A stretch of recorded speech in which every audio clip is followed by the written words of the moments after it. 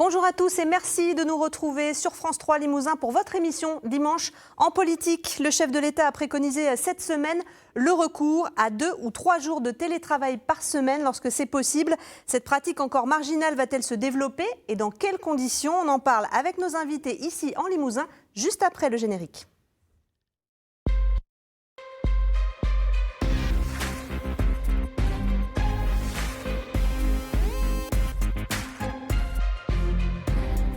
Un quart des Français pratiquaient régulièrement le télétravail durant le confinement du printemps dernier. Il ne serait plus aujourd'hui que 15%, alors que l'épidémie repart. Quelle est la situation dans les entreprises du Limousin? Organisation matérielle, prise en charge des frais par l'employeur, protection des données. Comment gérer cette nouvelle façon de travailler? Quels sont les avantages et les limites de l'exercice? Télétravail en Limousin entre résistance et changement, c'est le thème de notre émission ce matin. Pour en parler, je reçois 4 invités. Céline Bonneau, bonjour. Bonjour. Vous êtes chef d'entreprise et vice-présidente du MEDEF Limousin. Arnaud Raffier, bonjour. Bonjour. Vous êtes salarié dans le privé, secrétaire CGT de la Haute-Vienne. Isabelle Dudognon, bonjour. Bonjour. Vous êtes chargée de mission à l'ARACT, l'association régionale pour l'amélioration des conditions de travail. Et enfin, Sébastien Tarot, bonjour. Bonjour. Vous êtes directeur exécutif chez Optimecare. Vous pratiquez le télétravail depuis une dizaine d'années et vous l'avez mis en place dans plusieurs structures. Merci à tous les 4 de participer à cette émission que j'ai préparée en partie en télétravail. Petit retour en arrière. Nous sommes début 2020, avant le confinement. À cette période, 3% environ des travailleurs en France pratiquent le télétravail. Céline Bonneau, quand le coup près tombe, confinement généralisé, est-ce que les entreprises du Limousin sont prêtes à faire face à cette situation-là ? Non, malheureusement. Alors il faut dire aussi que le télétravail, à ce moment-là, n'est pas un télétravail volontaire, mais un télétravail contraint et forcé, parce qu'évidemment, il n'y avait vraiment plus de choix. Il fallait trouver des solutions, mais plus de 60% des entreprises n'étaient pas prêtes.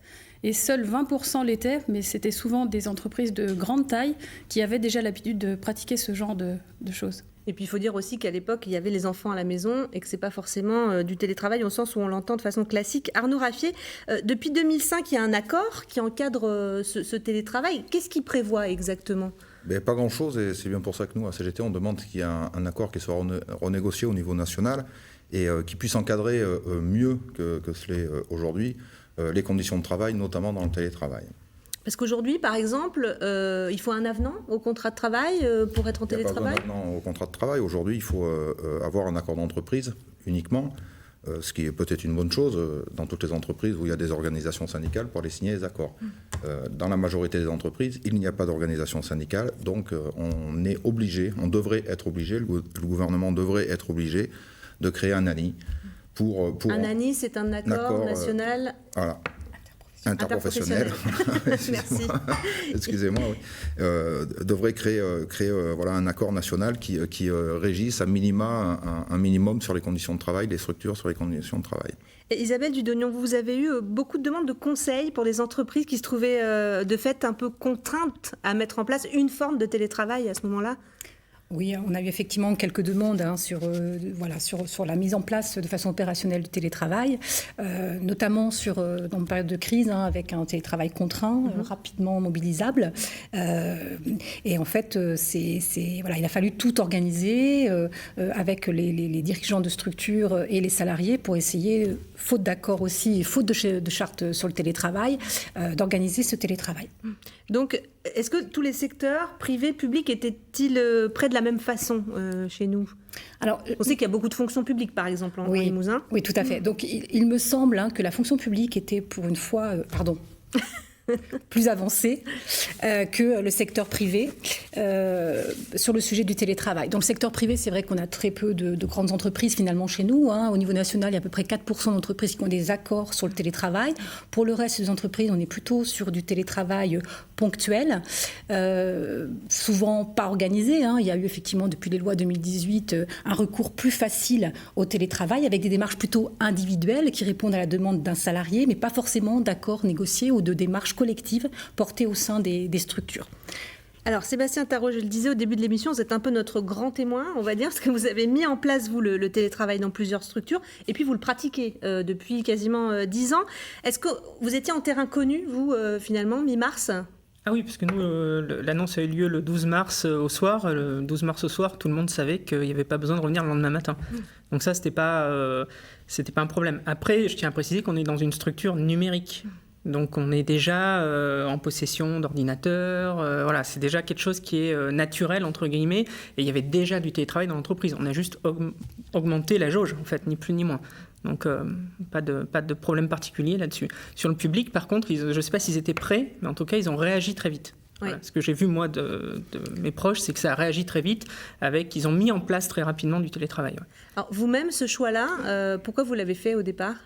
C'est pour des questions de conditions de travail et de bien-être des salariés. En tout premier lieu, c'est-à-dire que c'est une modalité différente, qui n'est pas la modalité par défaut.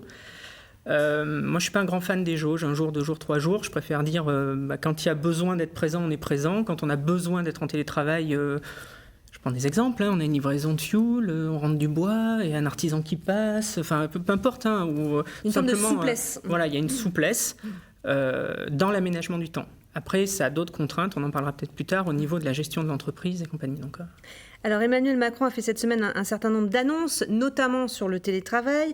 Dans la mesure du possible, a-t-il dit dans son interview de mercredi soir, avec négociation au plus près du terrain, on va plutôt inciter les gens à faire 2 à 3 jours de télétravail par semaine. Donc les négociations sont en cours. Qu'est-ce que vous attendez de ces négociations, Arnaud Raffier ? Déjà, on se pose un certain nombre de questions parce que le télétravail, ce n'est pas accessible à tout le monde. Il y a encore un grand nombre de professions qui ne peuvent pas être en télétravail, notamment tout ce qui est en production. Après, sur les annonces du président, forcément, on ne va pas en entendre grand-chose. On a un petit peu d'expérience sur son mandat, mais en tous les cas, il va falloir répondre à une certaine logique. Le télétravail forcé, comme on l'a dit tout à l'heure, c'était forcé, c'était sur un confinement, ça nous a été imposé.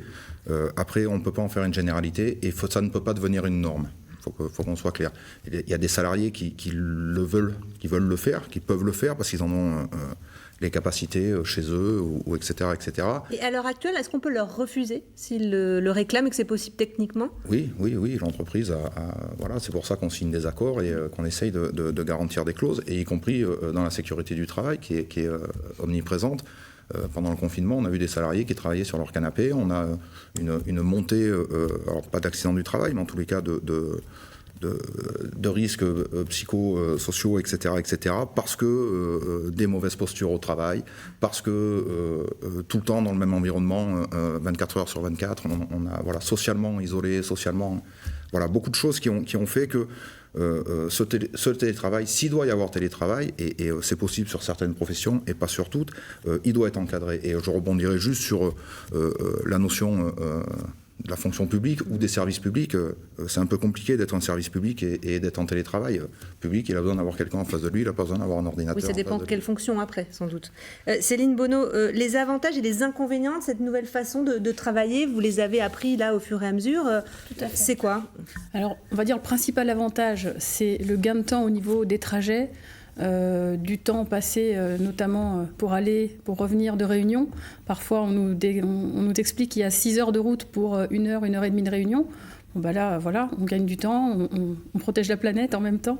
Et surtout, la visio qui a été mise en place, certainement, a changé beaucoup les choses et a amélioré, je pense, la qualité de travail. Après, les inconvénients, c'est ce que vous disiez, c'est l'isolement du salarié, parce que 1 semaine, 2 semaines, ça va. Mais au bout d'un moment, on n'est plus sociabilisé, on va dire. Le fait également de travailler avec les enfants à côté, parce que ça n'est pas effectivement un télétravail normal. Et puis après, le problème de communication managériale, c'est pas toujours évident de gérer à distance.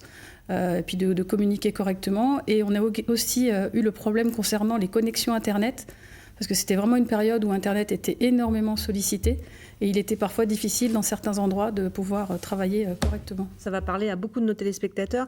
Est-ce qu'il y a eu, depuis ce moment-là, vous l'avez constaté, une demande plus importante de salariés qui vous disent, ou qui disent aux chefs d'entreprise du Limousin, moi ça m'intéresse, j'aimerais éventuellement faire un peu de télétravail ? Alors je pense que certainement, mais je crois que les salariés ont été contents de revenir au travail de façon normale. Ceux qui pratiquent toujours le télétravail le font à raison de 2 jours par semaine, mais je crois que le lien social avec les collègues, etc., c'est relativement important. Et puis c'est quand même notre façon de vivre depuis des décennies. Voilà. Donc la qualité de vie au travail, voilà, d'être dans un environnement entouré, ça me semble quand même beaucoup plus pratique et agréable pour travailler. Sébastien Tarot, le prérequis indispensable quand on met en place le télétravail, c'est le volontariat. Et puis la clé, c'est quoi ? C'est la confiance en fait. Alors oui, c'est déjà, je vais rejoindre un peu ce qui a été dit, c'est un choix qui doit être fait du salarié. C'est-à-dire qu'imposer un télétravail, à part si c'est une entreprise qui a été construite comme ça et quand la personne a rejoint l'entreprise, elle savait que c'était ça, sinon ça ne peut pas être imposé. Ce qui déjà règle le problème des différents besoins de sociabilisation. Il y en a qui ont plus ou moins besoin d'être avec leurs collègues, ils viennent plus ou moins en télétravail, ils font 1 jour, 2 jours, 3 jours, 4 jours, 5 jours, peu importe. Après, pour que ça fonctionne, il faut qu'on enlève la question, pour la nommer clairement, est-ce que les gens chez eux bossent ou pas ? Voilà, c'est le problème principal descendant de management, c'est est-ce que les gens qui sont chez eux restent à rien faire sur leur canapé ou est-ce qu'ils travaillent ? Donc si ce n'est pas une volonté qui vient de la direction avec une confiance forte, ça ne marchera pas. Vous l'avez constaté ? Non, moi je ne l'ai pas constaté parce que les entreprises où j'ai eu l'occasion de le mettre en place, c'était toujours une volonté de la direction. Voilà, de proposer ça, pas de l'imposer, de le proposer. Donc la mise en place et la gestion, c'est toujours bien passé. C'est-à-dire qu'il y a une souplesse et qu'on parle d'objectifs, on ne parle pas vraiment de temps finalement ? Alors c'est là où le télétravail va, si on creuse vraiment le sujet, ça va amener des modifications au sein de l'entreprise, des modifications de la personne par rapport à son travail, mais aussi des modifications au niveau de la société. Et la relation à est-ce qu'on travaille un certain nombre d'heures ou par rapport à un objectif, c'est une vraie question, oui, en effet. Alors, pour préparer cette émission, j'ai cherché des statistiques afin d'avoir une estimation du nombre de professions qui sont éligibles au moins en partie, en tout cas au télétravail. C'est loin d'être facile de trouver des chiffres. D'un côté, il y a 30% des métiers selon le ministère du Travail, et puis il y a le double selon une agence spécialisée, Boosters. Isabelle Dudognon, les secteurs propices, c'est des secteurs, ce qu'on appelle les fonctions support, le numérique, des choses comme ça, ou c'est plus compliqué que ça ? C'est plus compliqué que ça. On est plutôt sur une lecture de pans d'activité plus que des activités complètes. Donc effectivement, si on prend des métiers dans leur entièreté, on est plutôt sur des métiers traditionnellement du secteur tertiaire, on va dire, qui peuvent être pratiqués à distance. Mais on peut aller chercher aussi dans d'autres professions des pans d'activité qui peuvent être tout à fait faits à distance. Et là, ça nécessite du coup de réfléchir avec les entreprises aux activités qui peuvent être télétravaillables. Ça peut être quoi, donc, par exemple ? Ça peut être, par exemple, je sais pas, on va prendre, par exemple, un secteur, par exemple, un kinésithérapeute, il a une partie administrative, et bien, voilà, sur le suivi des patients, etc., il peut tout à fait le faire à distance, alors qu'aujourd'hui, il a plutôt tendance à être plutôt à temps plein dans son organisation, parce qu'on pense que c'est pas une activité télétravaillable. Arnaud Raffier, est-ce qu'il y a des sondages, des enquêtes menées par les syndicats pour savoir ce que veulent les salariés, quels sont leurs desiderata par rapport à... Des sondages, oui.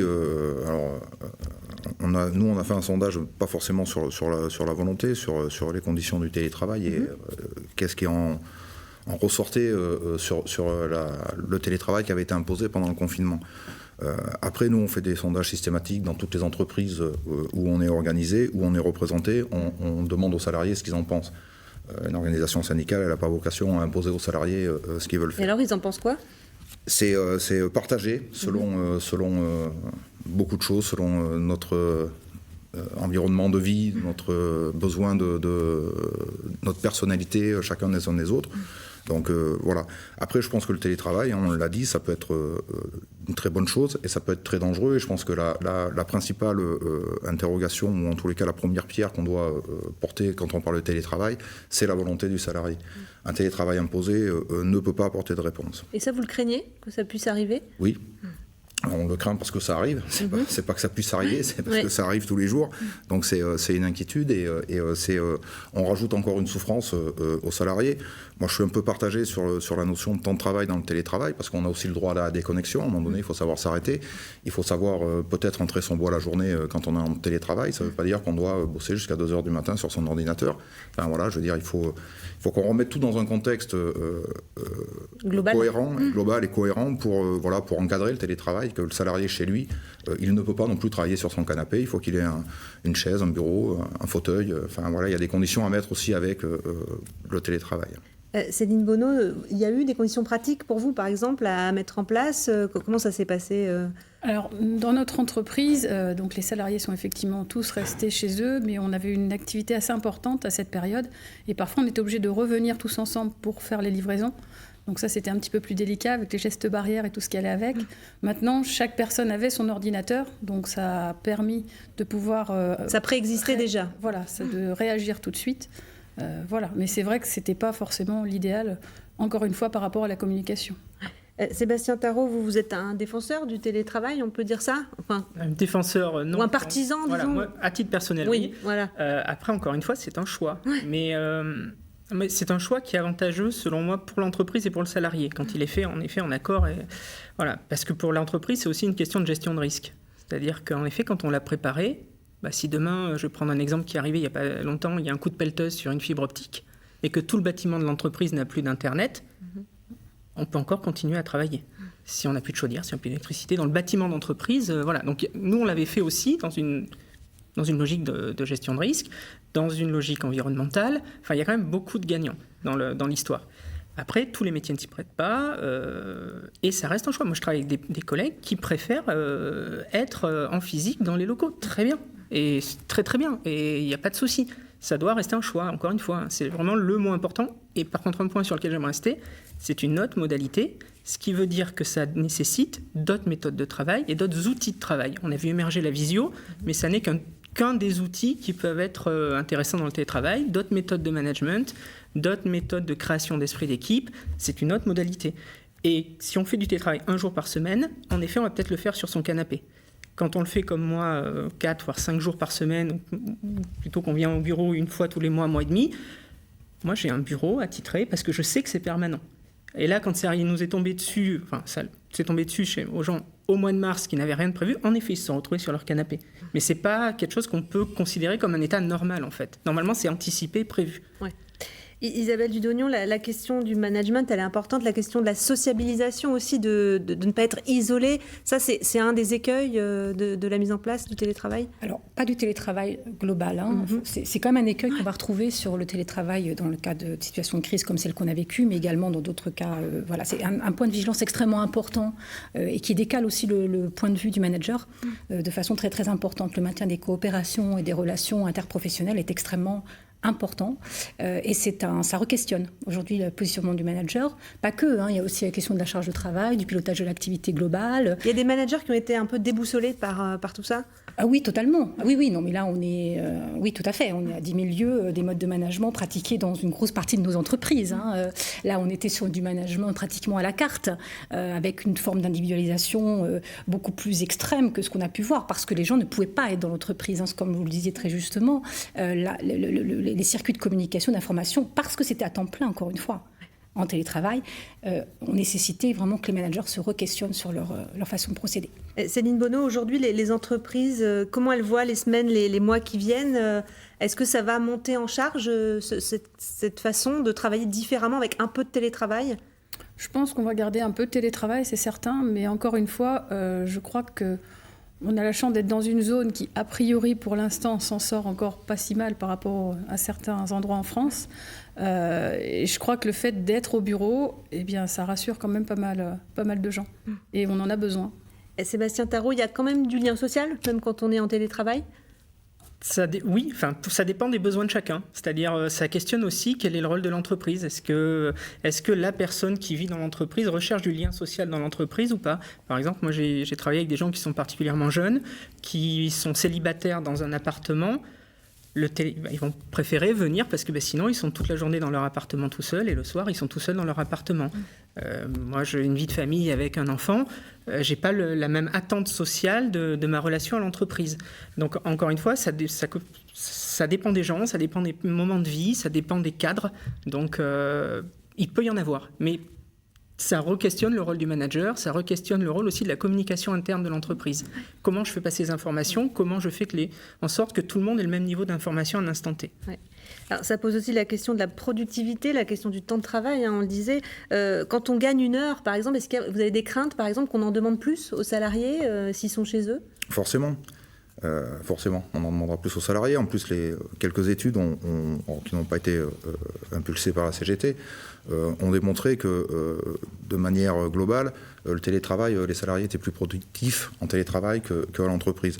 Donc ça doit aussi nous re-questionner sur les conditions de travail dans l'entreprise avant de se pencher sur la possibilité d'appliquer le télétravail à outrance. Productivité, c'est un enjeu. Le temps de travail, c'est un enjeu aussi. Et il faut être vigilant. Et c'est pour ça qu'il faut qu'on ait des accords et qu'on demande aux employeurs de mettre des règles, en tous les cas de les appliquer sur la durée du temps de travail et le droit à la déconnexion qui est extrêmement important dans ce cadre-là. Isabelle Dudognon, on peut faire un burn-out en télétravail ? Oui, tout à fait. Pour les raisons qui viennent d'être évoquées, c'est vrai qu'il faut que le salarié s'impose ses propres limites. Tout le monde n'est pas en capacité de le faire. On a pu le voir avec des personnes qui n'arrivent pas à décrocher. On va pouvoir prendre l'exemple, par exemple, de personnes qui sont seules dans leur logement. C'est vrai que leur seule nourriture, entre guillemets, c'est le travail. Donc, ils vont pouvoir travailler sans s'arrêter. Donc, c'est pour ça que le manager, il a vraiment un rôle essentiel à jouer là-dessus aussi. Il doit être le garant pour limiter justement cette surcharge de travail et ce surinvestissement professionnel. Et puis l'hyperconnexion est un vrai sujet. On voit aussi que ça aussi, pour compenser le manque de temps conjoint de communication, les mails... la communication par mail et dématérialisée a vraiment pris son essor et c'était impossible à suivre. Alors il nous reste 6 minutes d'émission. J'aimerais vous poser une question à tous les quatre. On voit que notre façon de travailler...